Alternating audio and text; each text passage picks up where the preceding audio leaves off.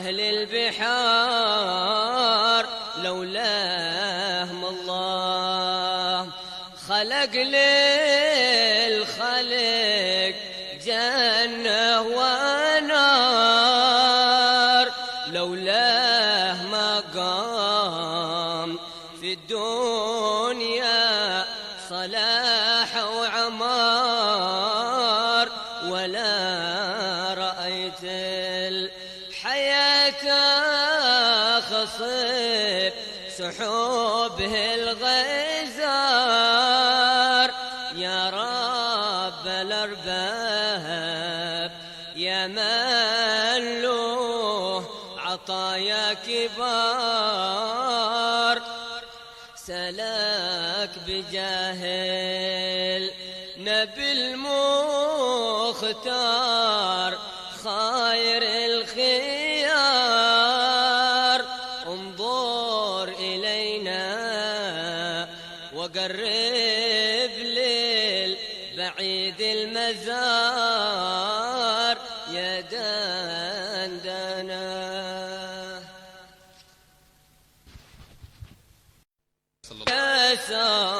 يسار منزل به الأنس كله هو الصفا والمسار طنب خيامه به المختار سيد نزار له نور مشرق على الآفاق ظاهر جهار يا باخت من جاه قاصد للزيارة وزار. الحمد لله رب العالمين، الصلاة والسلام على أشرف الأنبياء والمرسلين سيدنا محمد وعلى آله وصحبه أجمعين. نوينا التعلم والتعليم، تذكر والتذكير، والنفع والانتفاع والإفادة والاستفادة، والحث على التمسك بكتاب الله وسنة نبيه والدلالة إلى الخير والدعاء إلى الهدى ابتغاء مرضات الله وقربه وثوابه. آمين اللهم آمين. قال الحبيب الإمام العلامة عبد الله بن علوي الحداد في كتابه رسالة المعاونة المظاهرة المؤازرة للراغبين من المؤمنين في سلوك طريق الآخرة، إلى أن قال رضي الله عنه: وعليك بالحب في الله حتى يصير سبحانه أحب إليك مما سواه، بل حتى لا يصير لك محبوب إلا إياه. Dan hendaklah kamu mempunyai rasa cinta kepada Allah sehingga Allah lebih kamu cintai daripada selainnya, sehingga juga tidak ada sesiapa yang kamu cintai kecuali Allah. Wa sababu wujudil hubbi min jihatil mahbubi imma wujudu kamalin fihi au husulu nawalin minhu. Sebab adanya rasa cinta daripada yang dicinta, imma adanya kesempurnaan pada yang dicinta sehingga kita cinta, atau kita dapat kebaikan dan ihsan daripada seseorang sehingga kita cinta. Fa in kunta mimman yuhibbu li ajli al-kamal fal kamalu wal jamalu wal jalalu lillahi wahdah la syarika lah fi syai'in min dhalika. Jika kamu termasuk daripada orang yang mencintai kerana kesempurnaan, maka hakikatnya kesempurnaan, keindahan, keagungan hanya milik Allah Subhanahu wa ta'ala yang Maha Esa dan tiada sekutu baginya. وما يلوح على صفحات بعض الموجودات من معنى كمال أو يبدو عليها من رونق جمال فهو المكمل والمجمل لها سبحانه وتعالى. Adapun apa yang kamu nampak daripada alam ini, yang kamu lihat padanya ada kesempurnaan, ada juga keindahan, maka yang menyempurnakan dan yang mengindahkan apa yang kamu nampak itu adalah Allah Subhanahu wa ta'ala. Bal huwal mujid laha wal mukhtari'. Bahkan sesuatu yang kamu nampak sempurna dan sesuatu yang kamu nampak indah, yang mengadakan dan menciptakan itu Allah Subhanahu wa ta'ala, bukan dia sendiri jadi indah. ولولا أنه أنعم عليها بالإيجاد لكانت مفقودة معدومة. Kalau bukan oleh kerana Allah mengadakan sesuatu yang indah dan cantik serta sempurna, kalau tak diadakan ya tak wujud sesuatu yang indah tadi. Walaula ma afadha 'alaiha min anwari jamalin sana'ahu lakanat qabihatan masy'umatan. Kalau bukan oleh kerana Allah yang meletakkan keindahan dan kesempurnaan pada sesuatu, kalau tak diletak indah maka jadi buruk. Kalau tak diletak sempurna maka akan jadi kurang. Wa in kunta mimman yuhibbu li ajlin nawal, kalau kamu termasuk daripada golongan orang yang mencintai sesuatu oleh kerana yang kamu cinta tu berbuat baik kepada kamu, kamu dapat kebaikan daripada dia, falasta tara ihsanan wala tushahid imtinanan wala tara ikraman wala tubsiru in'aman alaik wa ala sairil khalqi illallah subhanahu wa ta'ala illa wallahu ta'ala huwal mutafaddil bi jami'i dhalika bimahdhil judi wal karam. Kalau kamu termasuk daripada orang yang mencintai kerana kamu dapat ihsan dan kebaikan, maka kamu tidak melihat apa-apa ihsan, dan kamu tidak melihat apa-apa anugerah, dan kamu tidak melihat apa-apa pemberian, dan kamu tidak melihat apa-apa nikmat yang kamu dapat, dan yang didapat oleh seluruh makhluk ini, melainkan Allah yang bagi nikmat, Allah yang bagi ihsan, Allah yang bagi pemberian, Allah yang bagi kelebihan. Dengan sifat pemurahnya Allah Subhanahu wa ta'ala, fakam min khairin qad asdahu ilaika, berapa banyak kebaikan yang telah Allah beri kepada kamu, wa kam min ni'matin qad an'ama biha alaika, berapa banyak nikmat yang Allah telah berikan kepada kamu, fahuwa sayyiduk, dialah Allah Tuhan kamu, wa maulak, dia adalah Tuhan kamu, alladzi khalaqaka wa hadak, dialah Allah yang menciptakan kamu dan memberi hidayah kepada kamu, walladzi lahu mamatuka wa mahyak, yang mana datang daripadanya dan kembali kepadanya kehidupan kamu dan juga kematian kamu, walladzi ad'amaka wa sagak, dialah Allah yang beri makan kamu dan beri minum kamu, wa kaffalaka wa rabbak, dialah yang telah menjamin kamu dan mendidik kamu, wa askanaka wa awak, dialah Allah yang menyediakan tempat untuk kamu dan rumah untuk kamu. Yaral gabiha minka fayasturah, kamu berbuat jahat, berbuat maksiat, dilihat oleh Allah, namun Allah tutup perbuatan kamu itu. Wa tastaghfiruhu minhu fayaghfiruh, dan meminta ampun, kamu minta ampun kepada Allah akan dosa-dosa kamu, Allah ampunkan dosa itu.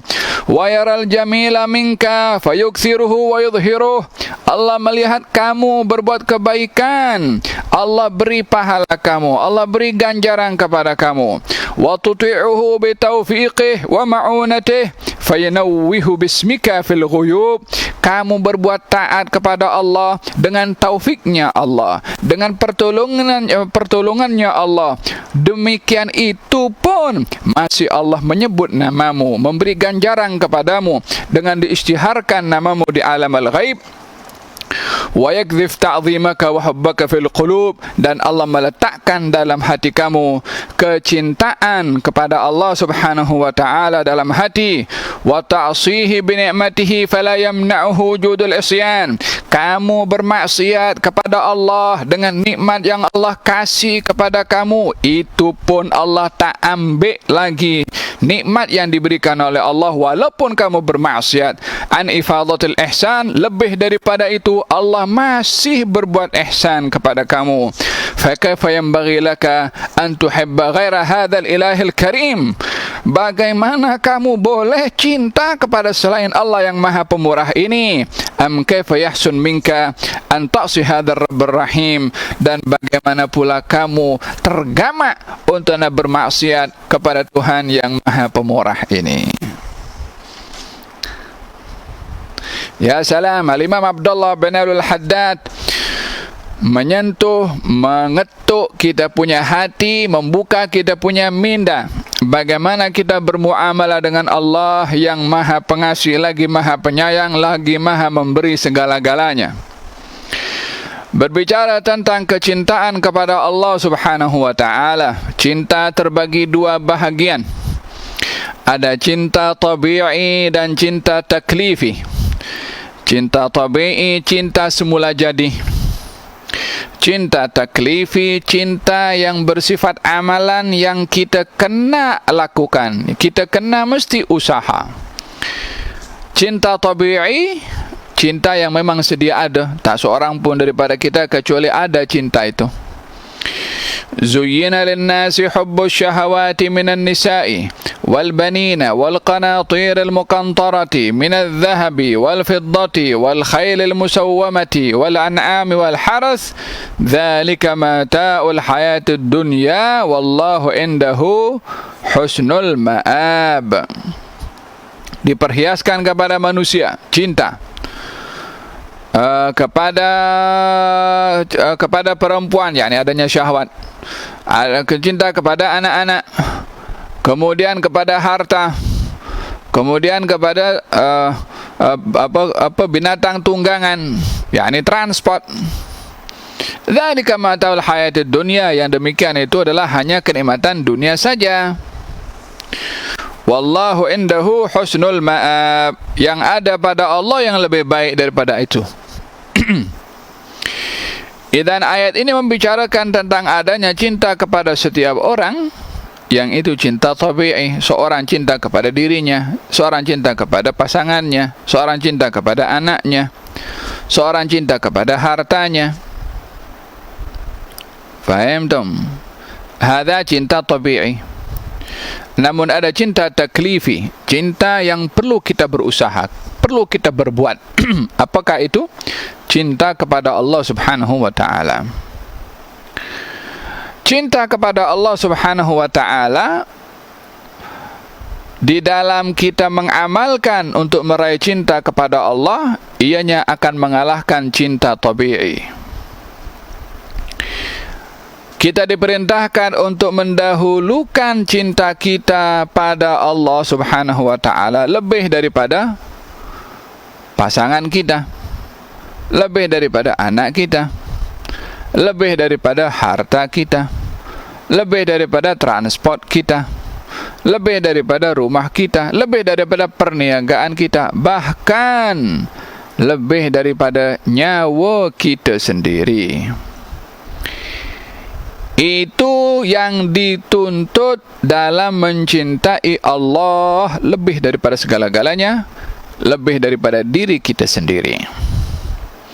Qul, Allah berfirman dalam Al-Quranul Karim, in kana aba'ukum wa abna'ukum, katakan wahai Rasulullah Muhammad, bila orang tua kamu atau anak-anak kamu atau pasangan-pasangan kamu atau saudara-saudara kamu atau keluarga-keluarga kamu atau harta-harta kamu yang harta-harta kamu atau perniagaan kamu yang kamu risau akan kerugiannya atau rumah-rumah kamu lebih kamu cintai daripada Allah dan juga Rasulnya serta jihad di jalan Allah, tunggulah kehancuran yang akan menimpa kamu.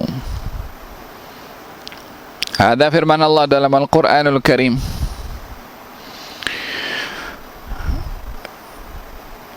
Simbol atau tanda seorang itu cinta kepada Allah lebih daripada segala-galanya, maka ia akan taat kepada Allah walaupun susah, walaupun penat, walaupun mesti berkorban harta.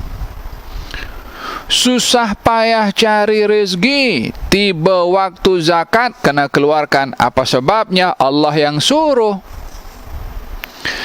Sedap-sedap tengah tidur di waktu malam, dikumandangkan azan subuh, kena solat subuh walaupun dia dalam keadaan mengantuk. Maka dalam hal ini mencintai Allah mesti diterjemahkan dengan ketaatan kepada Allah Subhanahu wa ta'ala walaupun dengan mengorbankan apapun juga. Kata Imam Abdullah bin Al-Haddad, mencintai Allah Subhanahu wa ta'ala hendaklah sampai kepada peringkat tiada lagi yang menyaingi kecintaan kita kepada Allah dengan kecintaan kita kepada selainnya.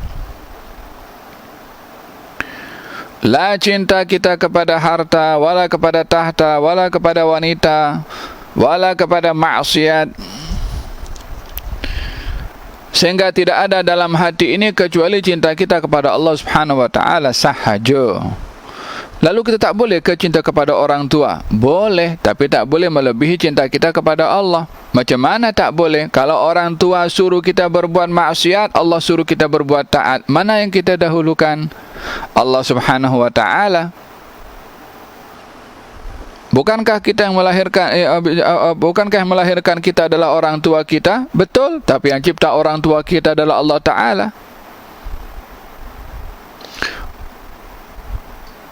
Faham tak? Bukankah yang memberikan duit kepada kita adalah orang tua kita? Betul, tapi yang bagi duit kepada orang tua kita adalah Allah Ta'ala. La ta'ata li makhluqin fi ma'siyatil khaliq.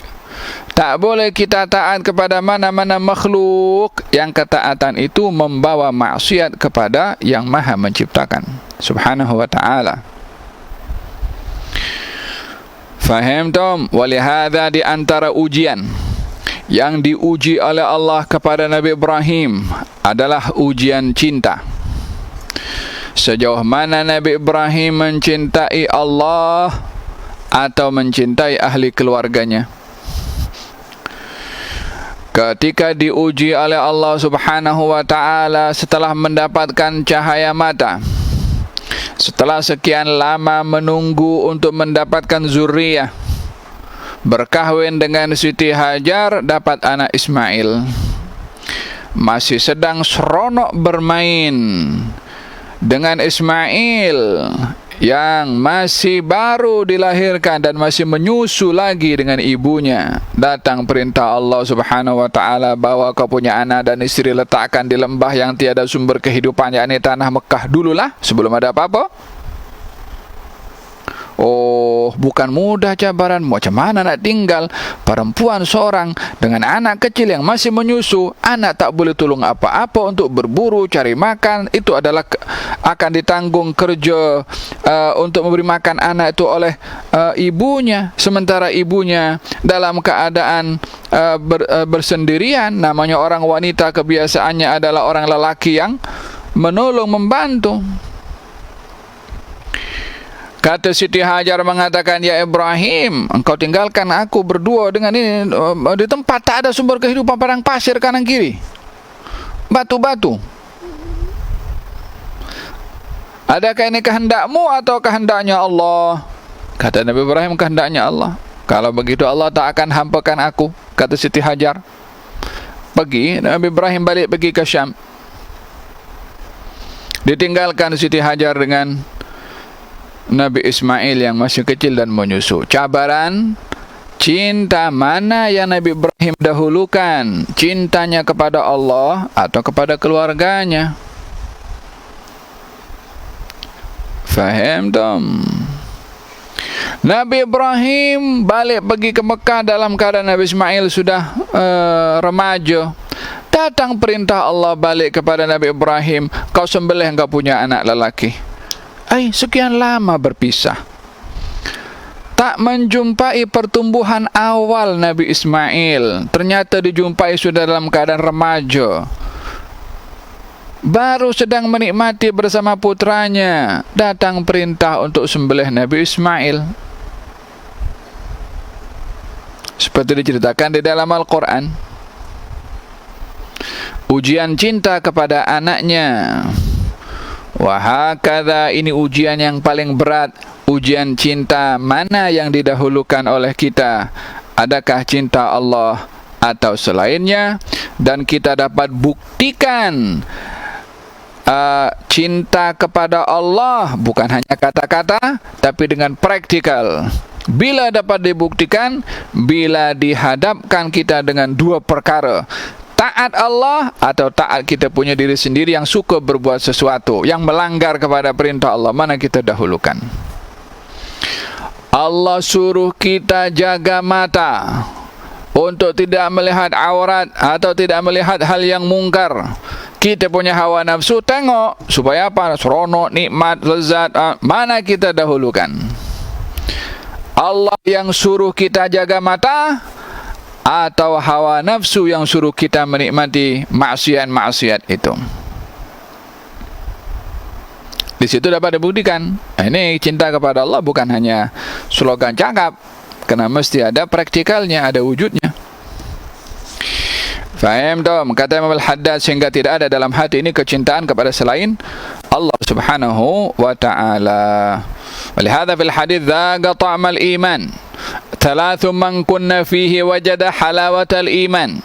Ada 3 perkara yang kalau seorang ada pada 3 itu akan mendapatkan manisnya iman. Apa itu? An yakunallahu wa rasuluhu ahabba ilaihi mimma siwahuma. Allah dan Rasulnya lebih dicintai olehnya berbandingkan kepada selain Allah dan juga Rasulnya. Hadza halawatul iman. Manisnya iman. Iya, iman ada manisnya. Ada, bukan es krim saja ada manisnya. Iman ada manisnya, bukan durian saja ada manisnya. Iman ada manisnya juga. Cuman yang rasa manisnya iman kita punya hati, kita punya jiwa. Adapun makanan akan dirasa manisnya pada lisan. Lepas daripada lisan, khalas. Kita makan durian, mana manisnya? Sampai di mulut je, lepas tu khalas. Tapi manisnya iman berkekalan di mana saja kita berada.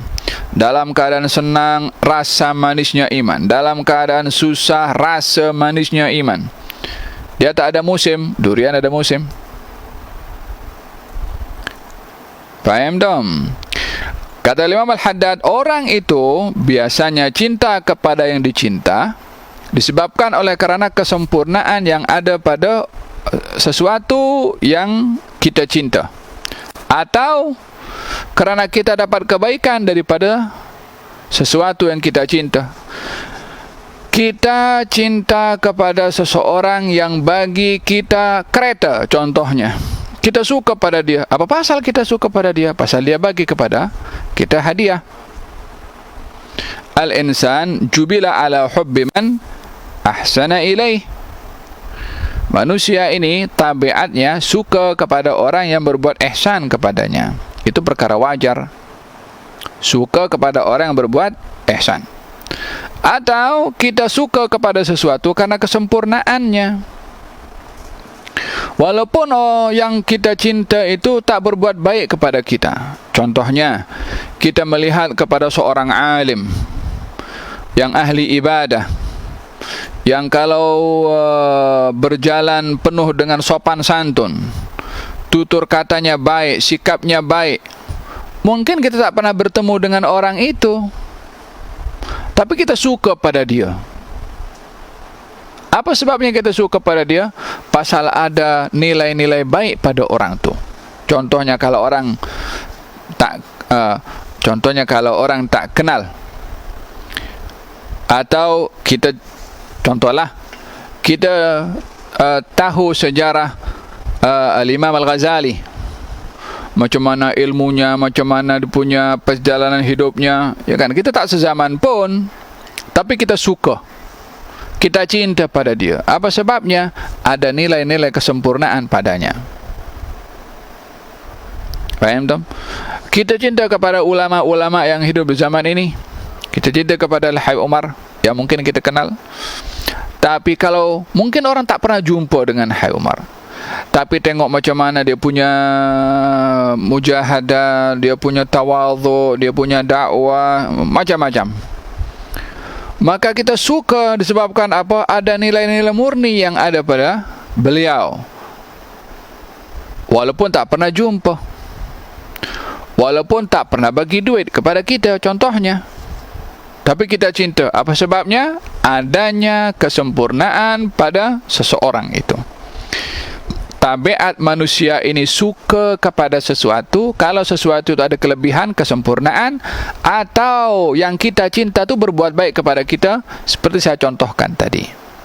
Kata Imam Al-Haddad, tidak ada mana-mana kesempurnaan. Kita tengok pemandangan kan, kita bagaimana pergi ke, macam pergi, ya Allah, pergi ke, kalau kita nampak pemandangan dekat Bosnia itu kan, nampak kebun cantik, oh Masya Allah, tengok saja, ya Subhanallah, hati pun tergerak dengan keindahan warna bunga, warna pemandangan yang ada, ya Subhanallah.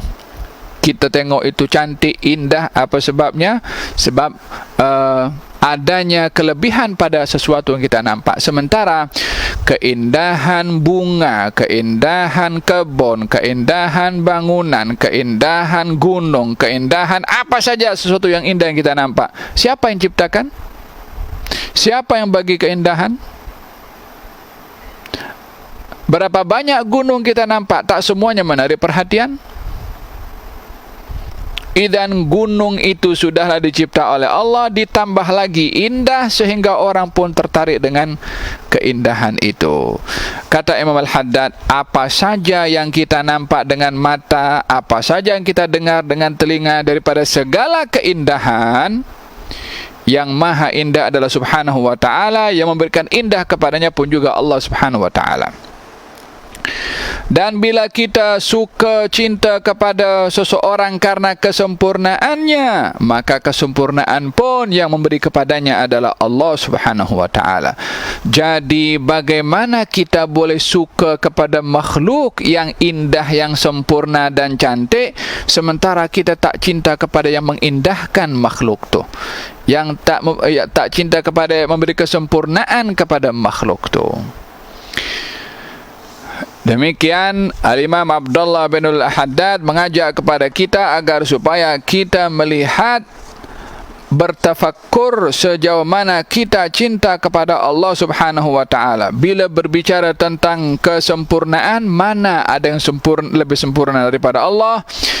Bila berbicara tentang ihsan, siapa yang lebih banyak berbuat ihsan lebih daripada Allah Subhanahu wa ta'ala? yang bagi kita makan, yang bagi kita pakaian, bagi kita rumah, bagi kita mata, bagi kita telinga, bagi kita pendengaran, bagi segala-galanya. Kita nak hitung pun tak mampu. Orang bagi kereta kepada kita, kita seronok. Yang bagi mata kepada kita, yang bagi otak untuk kita boleh drive, yang bagi tangan untuk kita boleh guna steering, pusing kanan, pusing kiri. Coba kalau kita dibagi kereta termahal di dunia, dibagi, kita tak boleh drive. Macam mana kita nak menikmati? Okey, kita boleh naik dalam kereta itu, tapi tak nampak mata. Kaki dalam keadaan waliyadzubillah, dalam keadaan cacat. Nak menikmati macam mana? Dan siapa yang paling banyak berbuat ihsan kepada kita? Allah Subhanahu wa taala. Wa'lam, kata Imam Al-Haddad, anna aslal mahabbati al-ma'rifah.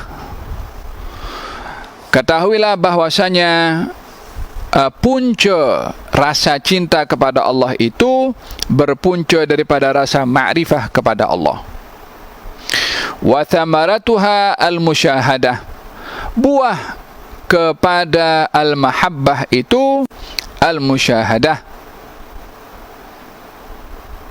yakni menyaksikan, maksudnya menyaksikan Allah melalui apa saja yang ia cintai.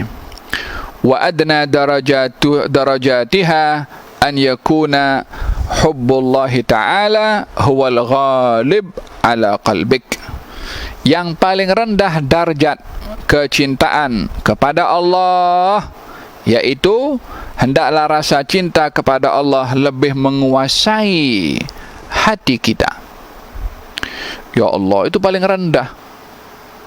Tak tahu macam mana kalau ditengok kita punya hati dalam hati punya hati, coba tengok sendiri. Ya Allah, kalau ya Allah, macam mana cakap ini? Dalam kita punya hati cinta apa? Cinta handphone iya, cinta maksiat iya, cinta kepada tengok tempat-tempat yang tak elok pun iya. Cinta apa lagi? Cinta apa lagi?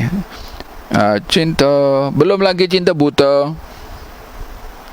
Macam-macam. Agaknya macam mana kalau dalam hati ini dipenuhi dengan yang seperti itu? Sementara kata Imam Al-Haddad, yang paling rendah darajat cinta kepada Allah adalah kecintaan kepada Allah itu menguasai hati kita. La ilaha illallah.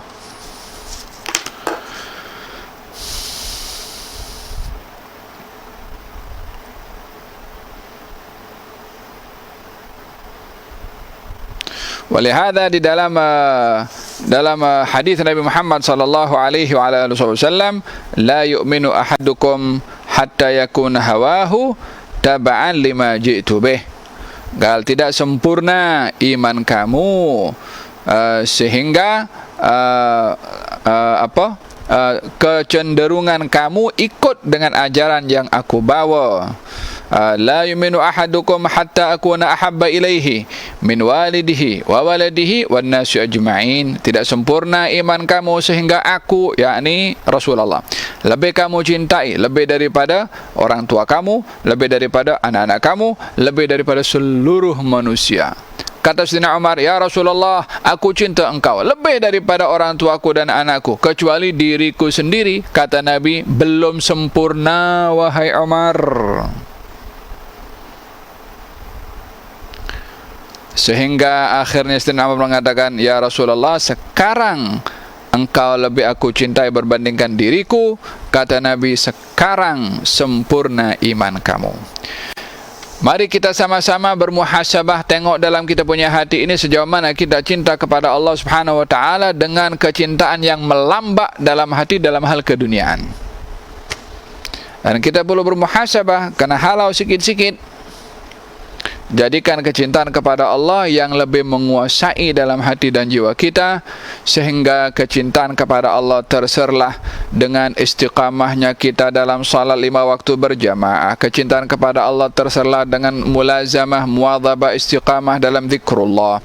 Kecintaan kepada Allah akan dilihat daripada mulut kita bertutur dengan yang baik. Kecintaan kita kepada Allah Subhanahu wa taala berkongsi harta duit kepada orang lain yang memerlukan. Baru akan dilihat kecintaan kepada Allah Subhanahu wa taala yang lebih menguasai dalam hati dan jiwa kita. Moga-moga Allah Subhanahu wa taala tanamkan dalam hati dan jiwa kita kecintaan kepada Allah dan Rasulnya lebih daripada segala-galanya, untuk kita dianugerahkan manisnya iman, dan moga-moga Allah Subhanahu wa taala campakkan kebencian dalam hati ini, kecintaan kepada maksiat, sehingga tidak bermaksiat selama-lamanya. Dan moga-moga Allah Subhanahu wa taala beri kekuatan dalam hati dan jiwa ini dengan kekuatan cinta kepada Allah yang dapat mengawal hati ini daripada kecenderungan kepada maksiat kepada Allah Subhanahu wa taala, dan lebih diilhami hati yang cinta kepada Allah untuk berbuat taat, untuk salat berjamaah, untuk berzikir, untuk istiqamah dalam wirid, untuk qiyamul lail, untuk baca Quran, untuk bersedekah, untuk bertafakkur, untuk berbuat taat dari selama hidup, sisa hidup yang diberikan oleh Allah, sampai kita berjumpa dengan Allah Subhanahu wa taala dengan membawa modal cinta kepada Allah Subhanahu wa taala lebih daripada segala-galanya. Amin Allahumma amin. Bisirril Fatihah. Bismillahirrahmanirrahim. Ar-Rahmanir-Rahim. Maliki yaumiddin. صراط الذين أنعمت عليهم غير المغضوب عليهم ولا الضالين آمين. ربنا تقبل منا إنك أنت السميع العليم، تب علينا إنك أنت التواب الرحيم. دعواهم فيها سبحانك اللهم وتحيتهم فيها سلام، وآخر دعواهم الحمد لله رب العالمين. تقبل الله منكم. منزل به الأونس كله هو الصفا والمسار، طناب خيامه به المختار سيد نزار، له نور مشرق على الآفاق، ظاهر جهار.